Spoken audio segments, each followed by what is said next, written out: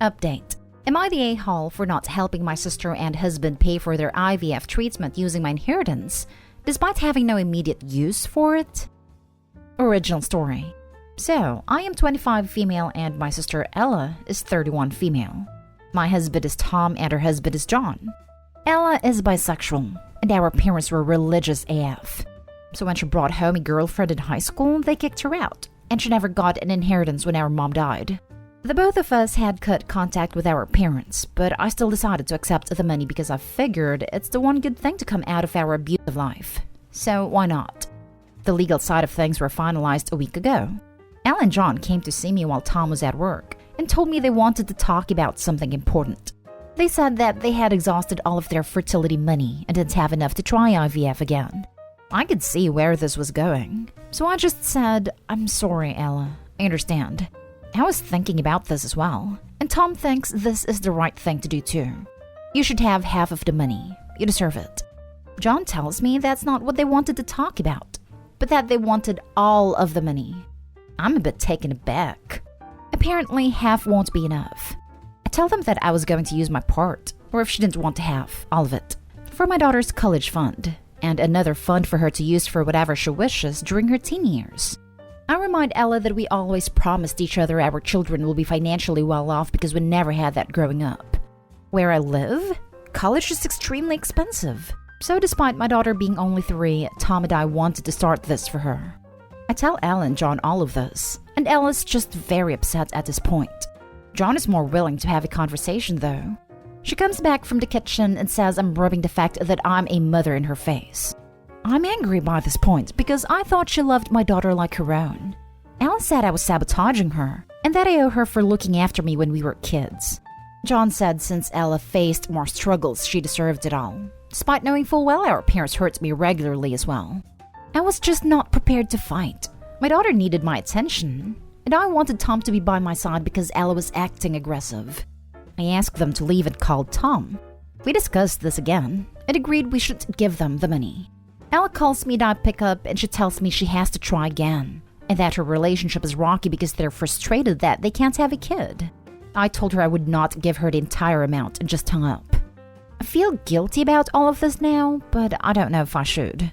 Maybe since I don't have an immediate use for the money, I should have given it to her? Am I an a-hole? Top comments before reading the update. You should have half of the money. You deserve it. John tells me that's not what they wanted to talk about, but that they wanted all of the money. What the heck? You offered an equal split and she went, "Nope, I want it all."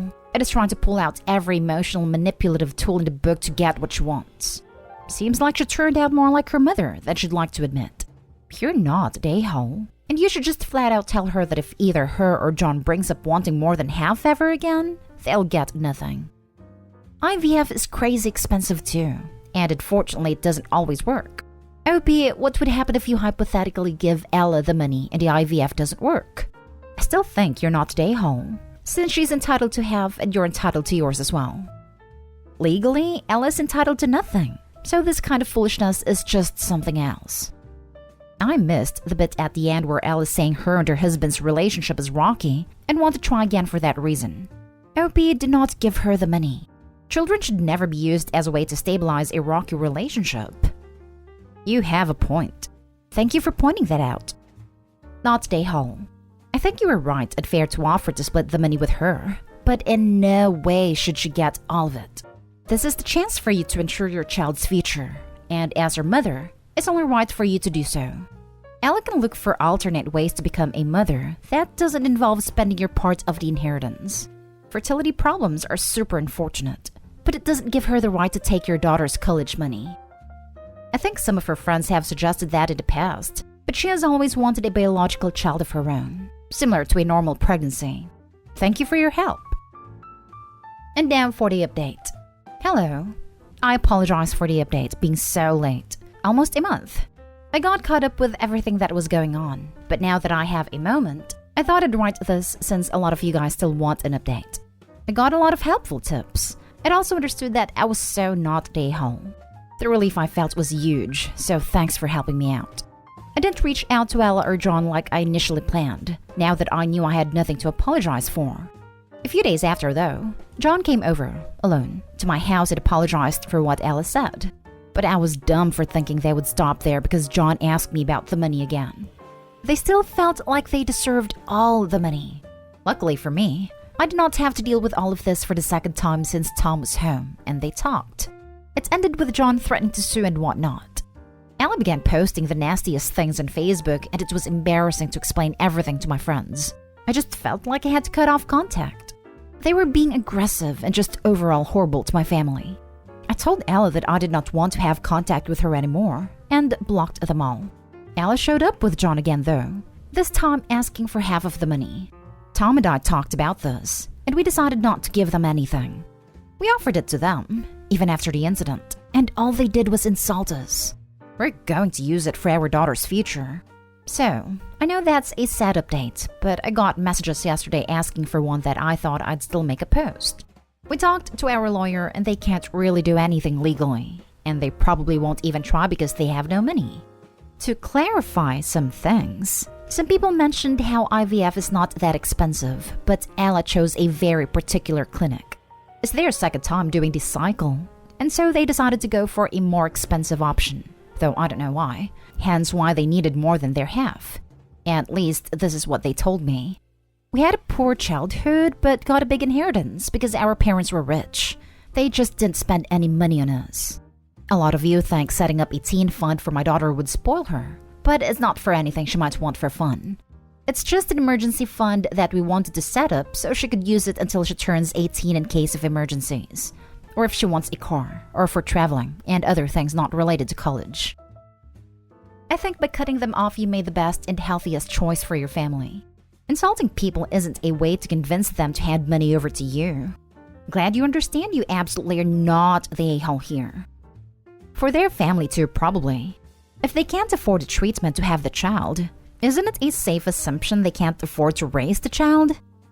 Sad to hear that, but it sometimes happens. It's probably for the best that they don't use a baby to fix the marriage. If a relationship is rocky, a baby is not a band-aid.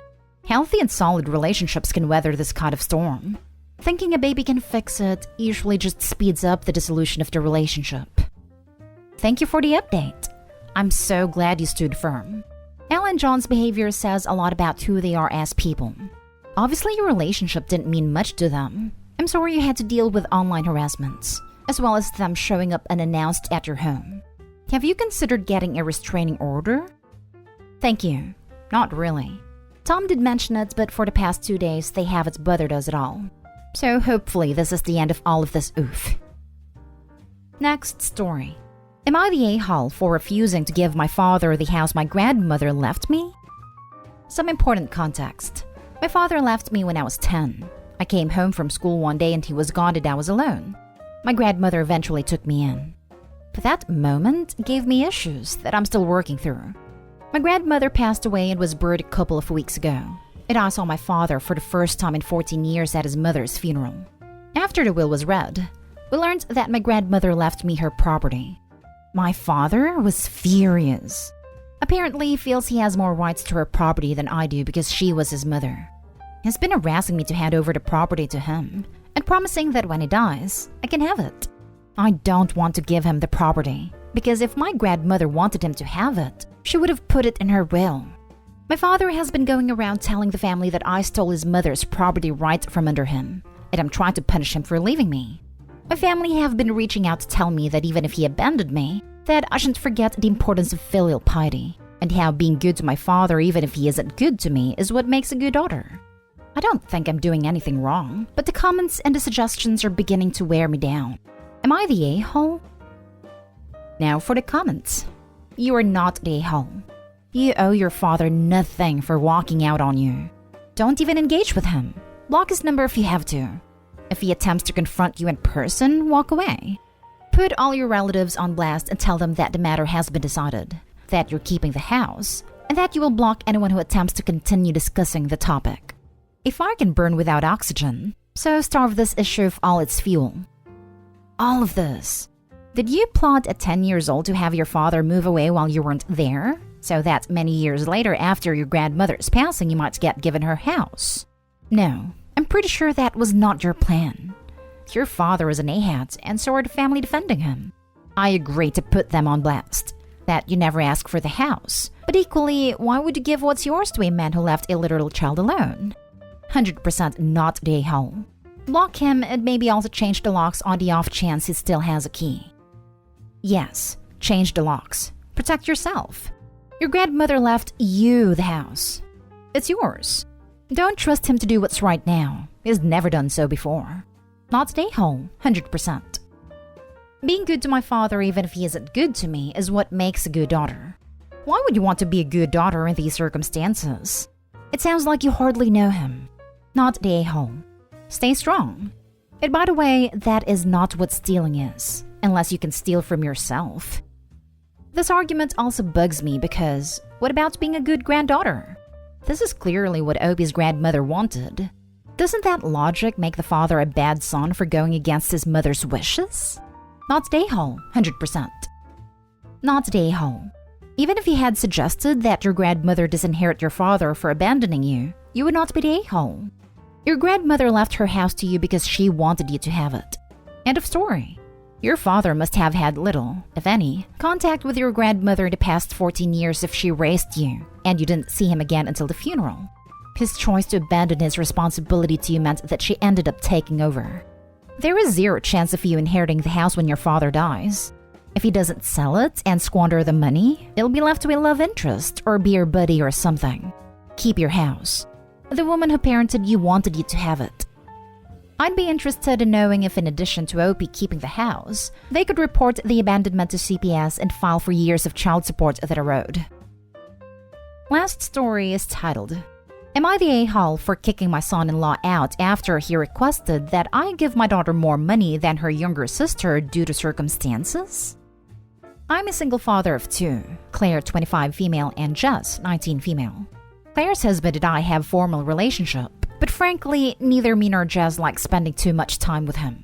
But we're very, very cordial. He came over and sat with me and Jess for coffee. We talked about weather, politics, and daily issues. Then he, out of nowhere, started talking about my assets. I felt a bit bothered discussing stuff like that, but I was happy to answer a few questions he had. I said I was planning on selling my 2 properties and use money for my upcoming surgery, and the rest will be split equally between my daughters beside the house as mentioned in my will. He talked about how unfair he thought it was that both sisters get equal inheritance, asking me to take under consideration the fact that both are at very different stages in life. For example, Claire has family to support and medical expenses, debts to cover and is a stay-at-home mom, while Jess is single, plans on being child-free, has a job already. Besides, Jess will probably waste money irresponsibly on greedy guys' dates instead of an investment. Jess got uncomfortable, and I responded that Claire's circumstances won't change anything in my will, and decision is taken. He said, Jesus, you seem to enjoy blaming Claire for making a decision to start a family at a young age, don't you? Then went on about my grandchildren and my obligation towards them and their future.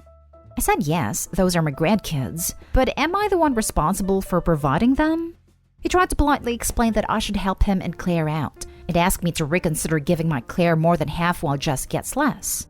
I politely but firmly stated Jess deserves as much as her older sister gets since she's young and she needs help with college debt still. I asked him to respect my decision wanting my will to be executed the way I wanted, and that I don't want him to make such unnecessary fuss about it later. He just smug smiled and sarcastically said, I guess you'll just have to die and we'll see then. I was shocked, like was this a joke? I got upset and stood up and pointed at the door and told him I was having none of these half-polite, half-mean conversations anymore. I'd asked him to please leave. Jess asked me to take it easy, but it was already too late and the argument escalated. He said he was hurt by me kicking him out for just making a suggestion, and that I was holding in all this hate for him, and finally found an excuse to insult him.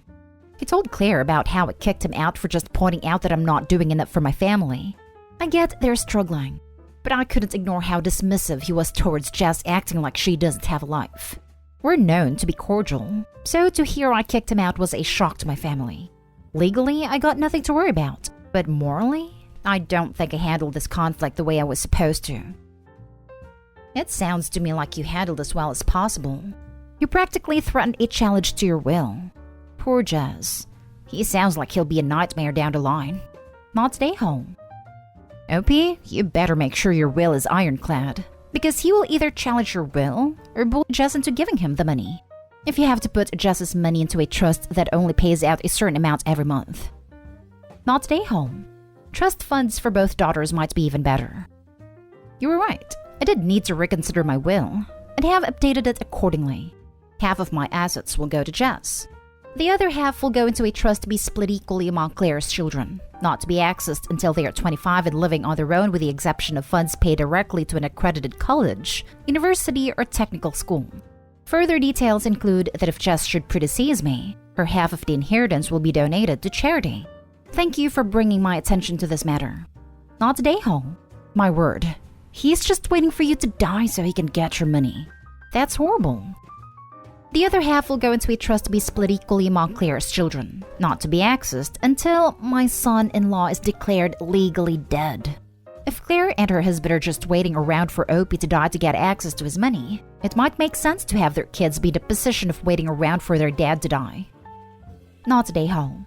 Why can't he support his wife? Sounds like a deadbeat loser. I was wondering the same thing. Why is Opie responsible for providing for his grandchildren? Shouldn't it be up to the parents to provide for the children they choose to have? I don't know if it's just an over-representation of the people who post on Reddit, but I have seen a lot of posts with over-entitled people who seem to think their family or friends have a responsibility to provide or care for their children.